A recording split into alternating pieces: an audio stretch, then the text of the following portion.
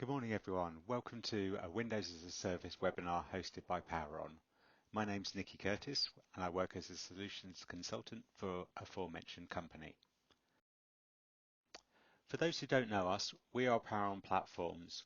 We operate over three main service areas, the first being managed services, where we manage Windows 10 devices, both desktops and laptops, as well as mobile devices. Our professional services stretches across Microsoft's EMS, E3 and E5 stacks, and we also support elements of Azure, including Windows Virtual Desktop. We operate a very dedicated support team designed to support organizations with longer term support needs across the second and third line space. We're a growing business, over 5 years old now. Our headcount is 50. Our headquarters is based in York.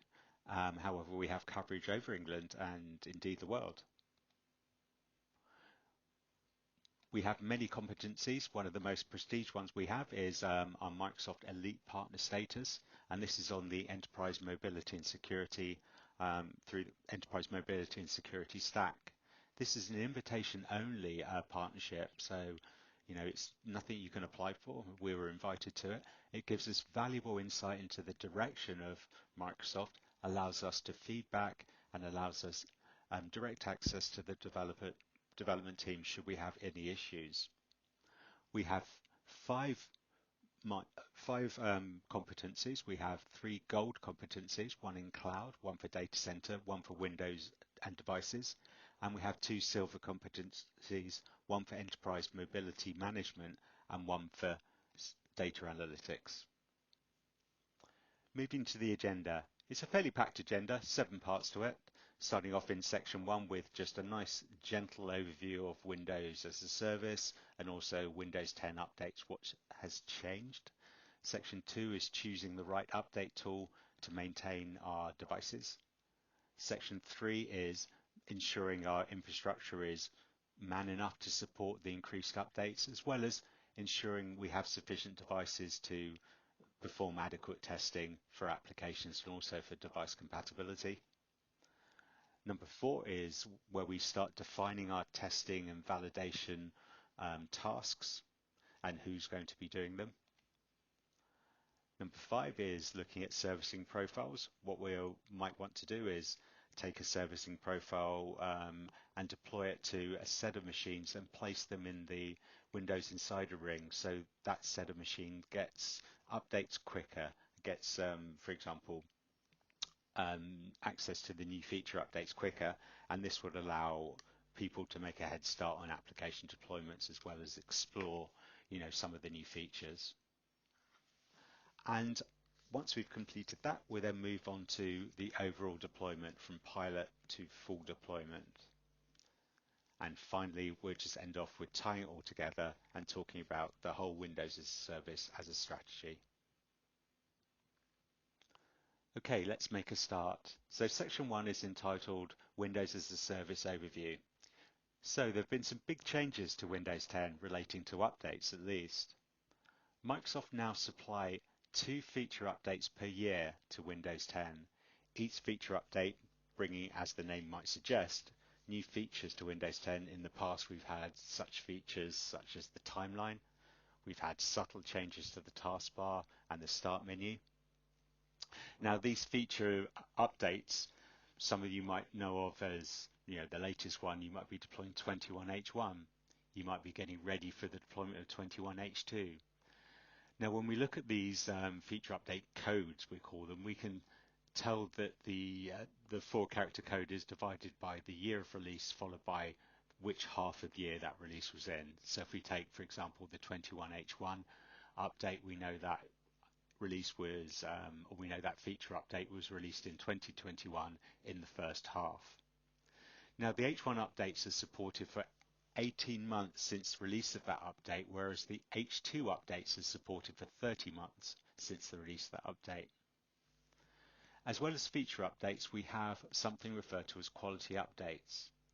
Now, quality updates contain security patches, bug fixes, stability improvements for the operating system, and they're all they're all combined into a single monthly quality update, which makes it a lot easier to deploy and keep our machines sort of consistent with one another. We can't pick and choose. Well, you can pick and choose updates still, but generally speaking, you deploy the whole monthly quality update.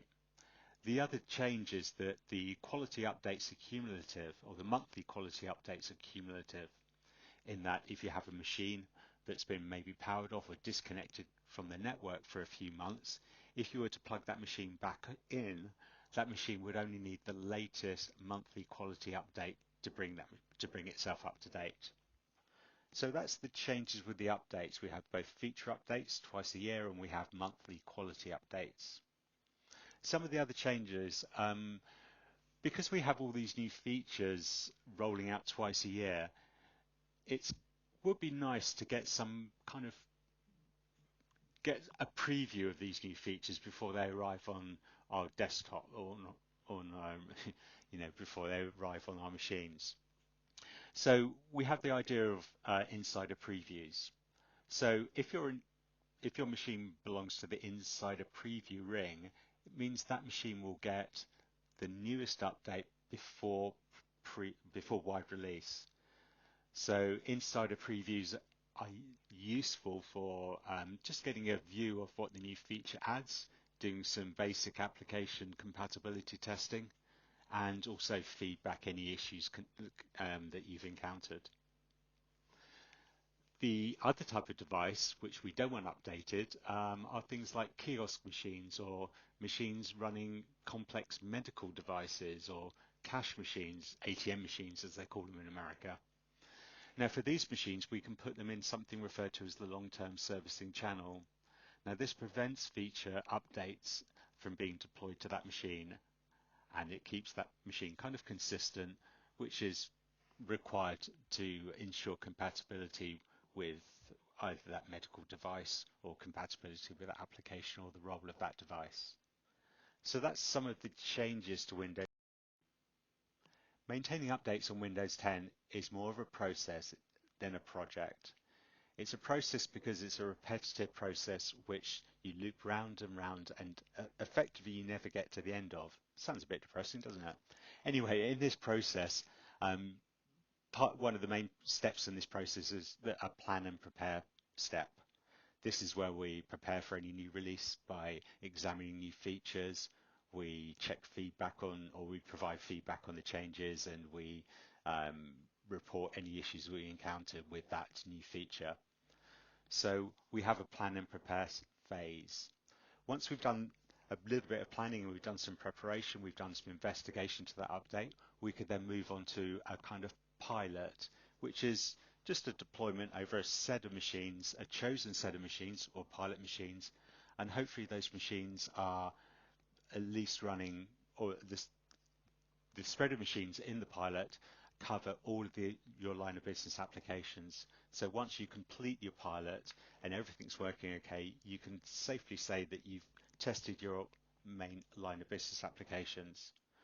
Once you've moved past the targeted pilot, there'll be a decision to move into a broad deployment, and that's the final one. So as part of the Windows as a Service process, you'll be going through this process on every single feature update that you choose to deploy. There's a plan and preparation step, followed by a pilot step to give us some confidence, do some application testing, followed by a broad deployment phase. Moving on to section 2, which is related to servicing tools that we can use to maintain these updates to Windows 10. So there's a number of Microsoft update tools available, starting with perhaps the simplest one, and that's Microsoft Windows Update for Business. Now, some people told me this is actually referred to as WFB now in the world. I've never heard that before, and I've never said that before, and I hopefully never will. So Windows Update for Business, WFB, is a nice, simple update tool. It's totally cloud-based, the content stored in the cloud. As a result, it's particularly suitable for updating clients that are in the cloud. The settings for Windows Update for Business are deployed via using a group policy, Intune, or you can use scripts.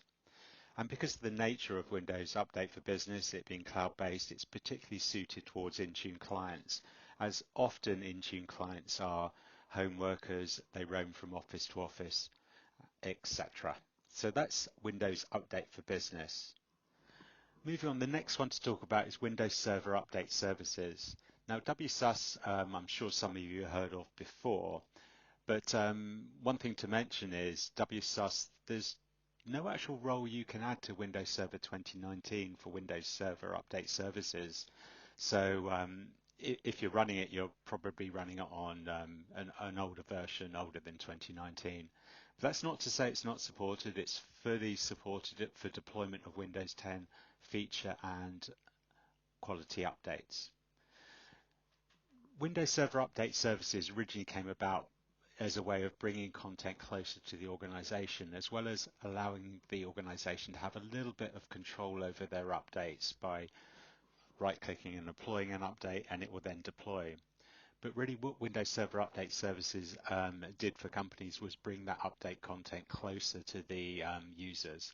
So this is particularly suitable to the kind of standard old style on-premise offices where you've got multiple people working in a single office. We don't want all of those people reaching out over the internet to grab their content. Instead, we bring the content locally into a WSUS server, and we can update the clients from within that from within that environment using just the WSUS server. And finally is Endpoint Configuration Manager, which some people might know of as System Center Configuration Manager. Now, Endpoint Configuration Manager, has got many features to it, only one of which is software updates. Other features you've got are things like application deployments, you've got software metering as an example, we've got hardware and software inventory, we've got remote control. It goes on. It's a full endpoint management tool. Now, it was always great and still is great at applying updates to machines, and gives you nice feature-rich reporting. You can track the deployment success and failure in near real time. So that's incredibly valuable when you're pushing out updates to thousands of machines, just to track them in real time, find out what's going on. Also, it's got HTML reporting base, so it's very easy to pull off reports showing, the deployment success and failures over the last month, to run reports based on things like your update compliancy. So which tool should we actually use? Think about where your clients are. Are your clients a standard on-premise clients, or are they roaming clients working from home sometimes, working from the office on other occasions? Well, have a think about that. Now, if you're a standard on-premise environment, so all of your people come into the office, they work from the office, and then they shut down and go home, then Windows Server Update Services could be a tool for you to use. Now, Windows Server Update Services brings the content closer to the client machine. So what we can do is we can place a Windows Server Update Services server in your environment. The update content comes down to that WSUS server and gets deployed from that WSUS server internally to all of your clients on the premises. If, however, you're traditional roaming clients or you're just internet clients managed by Intune, Windows Update for Business is a good solution. But Config Manager I will see as the ultimate tool for this. If you want the granularity, if you want completely flexible granularity, Config Manager is your tool. We can roll out updates using a task sequence in which we can wrap up various, various sort of prerequisite checks, make sure that we're not already running the update, make sure our applications are closed before the update. We can supply additional messaging to the users informing them that their machine's going to reboot. So that's looking at Config Manager. The other nice thing about Config Manager is the content is distributed from a Config Manager distribution point, which we can sort of place strategically within our environment. Or it can also be peer cached from other Config Manager clients who have also received that update. Now moving on to infrastructure requirements.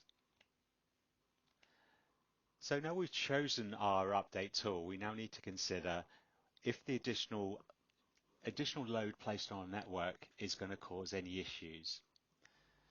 So there were a number of features, one of them built into Windows 10, referred to as delivery optimization, which can help minimize on network utilization. Delivery optimization is built into Windows 10 and it allows a Windows 10 device to get content or update content from other Windows 10 devices on the same network, or in fact Windows 10 update or Windows 10 machines on the internet. So that's delivery optimization. Peer Cache is a config manager feature. This allows a config manager client to be a source of content for other config manager clients. So if you were to deploy an update to, let's say, all the machines, let's say 10 machines on one subnet, only one machine needs to get that update and then that can provide content to the other machines. Thus, again, eliminating potential traffic across routers, across a wide area network link, and also minimize use on your distribution points. So we can alleviate some of the network load on our network by using some of these new features. The next thing we need to consider is, do we have an infrastructure in place that enables us to validate the deployment, amongst other things? We want to be able to make sure we can validate the deployment, we can see the deployment, we can track the deployment, understand any failures and understand successes as well. The other thing we need to do is make sure we have available infrastructure that's going to allow us to perform application testing and also remediation. So some kind of test lab, maybe a virtual test lab. Good.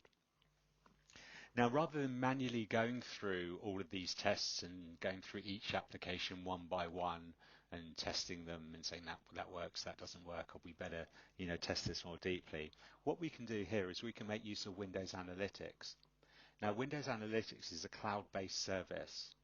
Now, at the moment, you need Config Manager to use Windows Analytics, and your Config Manager client will connect up to Microsoft Azure into the Analytics workspace, and they will report such information such as their inventory, their device type, the utilization of applications, amongst other things, and also device drivers. It then uses what analytics then does is uses the intelligence gathered from other people who've deployed using the analytics workspace, as well as general intelligence from within Microsoft. And it will tell you, and it will allow you to determine application compatibility fairly quickly. So if you have a list of 100 applications, rather than go through each one by one or check the manufacturer's website to make sure it works under the latest feature update, we can just look at the analytics workspace. We can identify all the applications that my clients are currently running, and there'll be a little tick box next to them to say, oh yes, they're okay, they're valid or not. It will also highlight any issues and point you towards any kind of remediation tasks you might need to perform in order to get that application working consistent or working properly. And finally, when it comes to infrastructure, perhaps one of the most important things is reporting. We don't want to be blind during this deployment. We want to make sure we've got some good reporting on deployment successes and failures, on things, distribution points, make sure the content is reaching to the distribution points. And this is something which, Config Manager is very good at. Some of the other tools are a little bit more basic, but if you go through Config Manager, this will provide you with the deployment process. The other thing we probably want to have is some kind of idea of update compliancy within the environment. So that's some of the requirements we desire within our infrastructure. Obviously, going through them one by one. First of all, we need to make sure we've got enough bandwidth. Next of all, we need to make sure we've got infrastructure so we can do some validation of applications.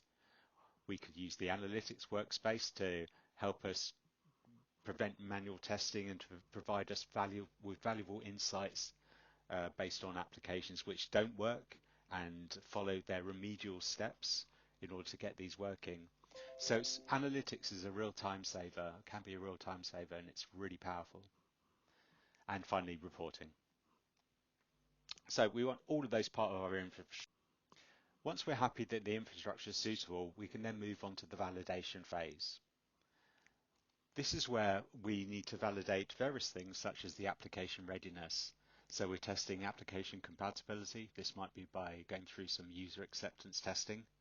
We're going through device readiness, making sure that device model is compatible, making sure the hardware is compatible, making sure that any devices and their drivers are going to be compatible with a new feature update. This is particularly important when you come across strange devices or non-common devices such as accessibility devices, braille readers, for example.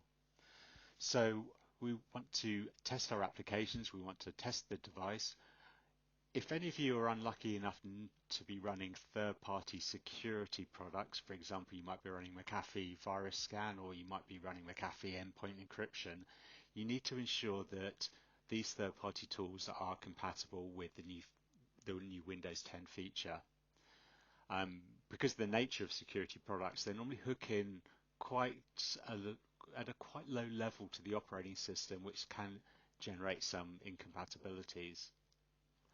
And finally, to mention again, desktop analytics. Desktop analytics is a real lifesaver. It can shortcut a lot of manual processes to do with application and device readiness. On reports of once your config manager clients have reported all of their application information and device information to the workspace, desktop analytics can trawl through and give you guidance on whether those devices are compatible, whether your applications are compatible, and also highlight any remediation tasks you might need to perform in order to get that application to work well. So that's the testing and validation. And here's an example of desktop analytics. It's, as I said, it's quite a complex tool. It's very feature rich. One of the things, the main things it will do is give you a nice compatibility analysis on your environment, detailing application compatibility and also any remediation requirements. It also talks about device compatibility and device driver compatibility and identify any issues with that. It gives you simplified deployment planning. Because it knows of your applications and it asks you to identify your line of business applications, it will identify ideal candidates as pilot devices. And the aim of the analytics workspace, or the aim of analytics, is really to ensure that within your pilot, you're covering all of your applications. And the other nice thing you get with desktop analytics is you get some nice feature-rich reporting. So if we have a look at this diagram, we can see that we've got 383 machines ready to be piloted. Following from that, we've got 5,950 machines for wide deployment, and we'll be able to tell you how many machines have been deployed and how many machines are outstanding. Once we've defined our validation tasks for applications and devices, we can move on to servicing profiles. With servicing profiles, we can deploy various settings to people like early adopters, and the settings we're applying to those are, for example, we'll put them inside the insider preview servicing channel, allowing early adopters to get the latest update prior to wide release of that update. It enables the early adopters to validate the deployment process by tracking the update of that new feature update and allow them to report issues. The application owners as well will create a servicing profile for the application owner. That servicing profile, yet again, will place that application owner inside the insider preview servicing channel, allowing the application owner to gain access to the latest feature updates prior to wide release. Again, this gives the application owner a bit of a head start on application testing and allows them to kind of work on applying any kind of remedial fixes to get that application working if necessary. And the last one are validation testers. So for validation testers, these are people who are actually testing, things like the infrastructure, the deployment process. So validation testers as well, because we want them to test. We don't want them to wait for full deployment for them to do their testing. So if we place them in the insider preview servicing channel, the latest feature update will be deployed to them, and we can use this for testing, deployment testing. Section 6 is deployment. We're near the end. So deployment. This diagram depicts the complete life cycle of a feature update. So if we start from the left-hand side, you notice the first 6 months are for inside a preview. So this is prior to perhaps the update being released widely, but we can get maybe IT and a few developers to go into the insider preview channel, allowing them to, receive and test the new feature updates, and also do some application testing if it's an application developer. Once we've done the plan and preparation stage, we then move into piloting. Now for piloting, it's important that you select devices that have complete coverage of all your line of business applications, and that way you can ensure that once your pilot is complete, you've tested all of your applications, all your key line of business applications. Now for piloting, once you've done your targeted pilot, you might offer a pilot via or a deployment via a self-service portal. Okay, so they can go to a portal and say, oh, there's I can get the new feature update. Let's click on install now, and away they go. Now, once pilot has been completed, this is when we need to stop for a second and understand the results of the pilot. Was it successful? Did we have any issues?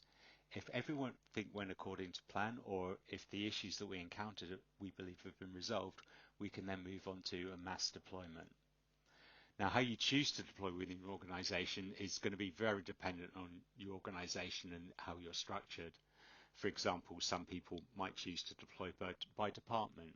Some people might choose to deploy by location. That decision is yours to make, and again, we can help you decide should you have any difficulties there. And that's it, that's the deployment. Section 7 is entitled Service Management. This is where we look at the process used to deliver a Windows feature update to clients, as well as looking at the overall Windows as a Service process in its entirety. The deployment of any new Windows 10 feature update goes through 3 distinct phases. The first phase being a plan and prepare phase. This is where we ensure the infrastructure is suitable enough to deploy that update. We've made any modifications to that infrastructure that may be required to deploy this update. We've assessed the new feature, including assessing the functionality provided by that new feature. We've identified all of our critical line of business applications, and we've defined validation tasks we can use against those applications to assure readiness of the application. Then we move into the validate and remediate phase. This is when we start using the validation tasks we defined in the previous step against our applications, against our line of business applications. We could also make use of Windows Analytics to maybe shortcut some of the manual processes and use the intelligence provided by Windows Analytics to determine whether an application is of low or high risk, and also to identify any remediation required in order to get that application functioning under Windows 10. Once we've validated and we've performed any remediation of the applications, we can then move into the deployment phase. Initially, we deploy against a pilot set of devices. The aim really is to test every single line of business application. So it's important that your pilot devices include at least one instance of all of your line of business applications. Once we've performed the pilot implementation and everything's successful, we then have a brief conversation, and then based on the feedback of the pilot deployment, we can then move on to a phased deployment to all devices. In front of you now is our Waas process model that some of our customers use and we use internally ourselves. So starting on the left-hand side, we have a validation phase, which is all to do with assessing and testing the hardware devices, make sure they're suitable for the deployment of this new feature update. Once we've gone through the validation, we then move into preparation, which is preparing the tool sets used to deploy this update. And then we move on to a test phase. So the tools are now ready, they're all in place. We can then start testing and pushing out onto some non-critical devices in our environment. Once that's complete and we're happy with the deployment to those non-critical devices, which are often typically IT-based machines because we can always recover should we have issues. But once the test phase is complete, we've tested the deployment on a few devices, which in turn test the deployment, test the overall strategy. We can then move on to the pilot phase.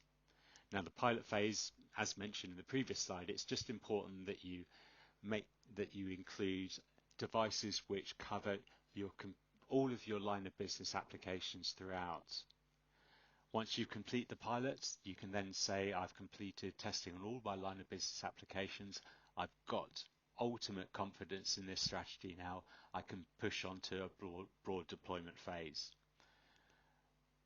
Now, the broad deployment is probably going to be a phased deployment, as I phased on based on your environment. It could be by department, it could be by location, etc. Once broad deployment phase is completed, we then start talking about the improvements. Understand, did anything go wrong? Why did it go wrong? Is there anything we could have done, or is there anything we can do next time to prevent that from happening again? So it's really just assessing the results of the last feature deployment and then seeing how we can improve that, and we feed that into the next feature update deployment. So as you can see, it just goes round and round, and it's a figure of 8, and that's an infinity sign, isn't it? Anyway, so that's a typical Waas process model. So moving on from that, we've covered a lot, people. Hopefully you've gained something from this. Hopefully you've gained an understanding of the fact that you need to integrate, you need to start thinking about Windows as a service if you're running Windows 10. Hopefully you understand all of the tools you can use to help you maintain updates throughout your infrastructure. And then you can look at some of the typical steps to do with application testing, having a look at piloting, etc. So what can you do next? Well, if you want to hear back from one of our solution consultants, what you can do is just type in yes into the chat box, and we'll get back to you, and hopefully we can gain an understanding of your needs. We can do a quick business assessment with you. We'll do a complimentary 1-hour consultation, and we'll provide documented recommendations and high-level next steps. So that's what you can do next if you want to drive Windows as a service or your Windows as a service solution forward quickly. Other than that, we'll be in touch. Watch out for our Windows as a service deployment guide coming soon. Sign up for our newsletter, and of course, we would love some feedback on this presentation. Thank you for listening all. I hope you find it all useful, and thank you for listening again.